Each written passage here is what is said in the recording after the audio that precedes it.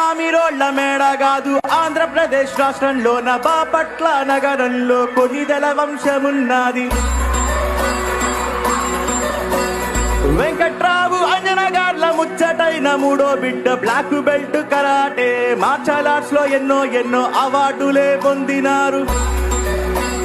తొలి ప్రేమ తమ్ముడు బద్రీ సినిమాలతో ఖుషి పంచి వెండి తెర వేలుపే అయినాడు.